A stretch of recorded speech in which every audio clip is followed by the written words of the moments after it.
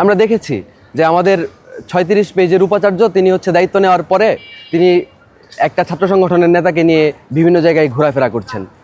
তার নামটাও বলে দেই, সাদিক কায়েম, যিনি হচ্ছে ইসলামী ছাত্র সংঘের যে রাজনৈতিক উত্তরাধিকার, আলবদর আশামস রাজাকারের যে রাজনৈতিক উত্তরাধিকার, ইসলামী ছাত্র শিবির সেই সংগঠনের নেতা, এবং যিনি বিগত রেজিমে ছাত্রলীগের লুঙ্গির তলায় ছিলেন।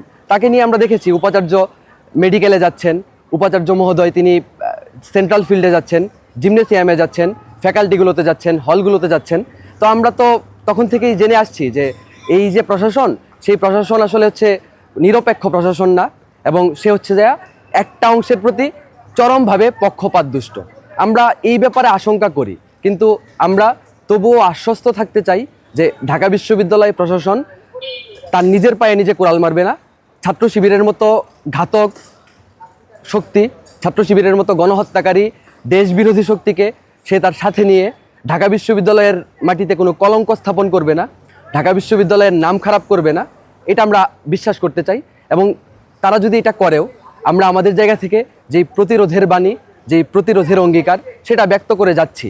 আপনারা দেখে থাকবেন গত 5ই আগস্ট যখন ছাত্র শিবির রাজাকার আলবদরদের ছবি টানালো, রাজাকার কমান্ডারদের ছবি টানালো, তখন আমরা হচ্ছে প্রক্টরের সঙ্গে অনেক বাকবিতণ্ডা করে সেটা নামিয়ে আনতে পেরেছি। কিন্তু আমরা দেখেছি সেখানে হচ্ছে প্রক্টরের একটা মৌন সম্মতি ছিল, আমাদের অ্যাসিস্ট্যান্ট প্রক্টর রফিক স্যারের একটা মৌন সম্মতি ছিল। কিন্তু এরপরেও আমরা যেটা বললাম যে আমরা আশ্বস্ত হতে চাই, তারপরেও যদি আমরা দেখি যে হচ্ছে এই ধরনের পক্ষপাত দুষ্টতা, তাহলে নিশ্চয়ই আমরা প্রতিরোধ করে তুলব। প্রথমত আপনি যেটা বললেন যে হচ্ছে তাদের যেই অর্থনৈতিক স্বচ্ছতার যেই খতিয়ান, সেটা আসলে আমি দিতে পারবো না, কারণ ছাত্র শিবিরের কোনো নেতার সঙ্গে আমি মানে হাই হেলো সুলভ সম্পর্কও রাখতে চাই না, যতক্ষণ না পর্যন্ত সে তার যেই এজেন্ডা, যেই দেশবিরোধী এজেন্ডা, সেই দেশবিরোধী এজেন্ডা বাস্তবায়নে লিপ্ত আছে, ততক্ষণ পর্যন্ত তার সঙ্গে আমি কোনো ধরনের হাই হেলো সুলভ সম্পর্কও রাখতে চাই না, এই ধরনের রাজনৈতিক শিষ্টাচারও তার সঙ্গে দেখাইতে চাই না। এখন তার যেই অর্থনৈতিক তহবিল, এটা তহবিলের অনেক উৎস হইতে পারে। তাদের যেই ফাদার অর্গানাইজেশন বাংলাদেশ জামায়াতে ইসলামী, তাদের অনেক হচ্ছে ইকোনমিক প্রতিষ্ঠান আছে, ছাত্র শিবিরের অনেক বাণিজ্যিক প্রতিষ্ঠান আছে, তারা শিক্ষাকে বাণিজ্যিক উদ্দেশ্যে ব্যবহার করেছে।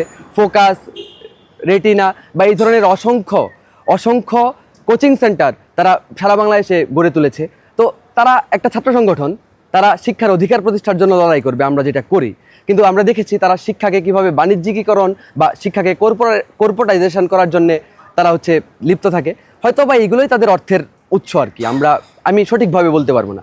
আর আপনি যেটা বললেন যে হচ্ছে তাদের যে গুপ্ত রাজনীতির সিমটমসগুলো বা তাদের গুপ্ত থাকার ইচ্ছাটা, আমার কাছে মনে হয় এটা খুবই স্পষ্ট।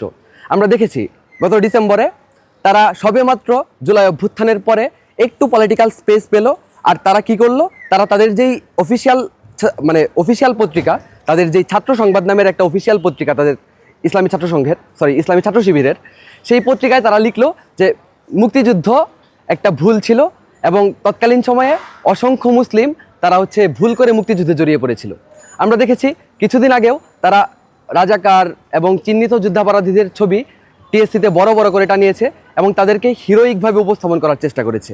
তো আমরা তো জানি যে তাদের যে এই এজেন্ডাগুলো বাংলাদেশের মাটিতে আসলে কখনোই তারা প্রতিষ্ঠিত করতে পারবে না। এই জন্যই তারা গুপ্তভাবে এই ন্যারেটিভগুলো শিক্ষার্থীদের মধ্যে, এই ন্যারেটিভগুলো তারা হচ্ছে জনমানুষের মধ্যে প্রচার করতে চায়, এবং এই জন্যই তাদের গুপ্ত থাকলে অনেক বেশি লাভ, তারা গুপ্ত থাকলে অনেক বেশি সংগঠিত থাকতে পারে। নানাভাবে তাদের যে এজেন্ডাগুলা, তাদের যেই চোরাগুপ্তা এজেন্ডাগুলা, তাদের যেই দেশবিরোধী চক্রান্তগুলা, এইগুলা তারা হচ্ছে করতে পারে। এখন তারা যদি প্রকাশ্যে আসে, তখন তো আমরা যারা এই দেশের সকল আন্দোলনকে ওন করি, আমরা যারা মহান মুক্তিযুদ্ধ থেকে শুরু করে 90 এবং 24-এর অভ্যুত্থানকে ওন করি, আমরা তো তাদেরকে এইগুলা করতে দিব না, আমরা প্রতিরোধ গড়ে তুলব। এই জায়গায় তাদের ভয়, এবং এই জন্যই তারা গুপ্ত থাকতে চায়।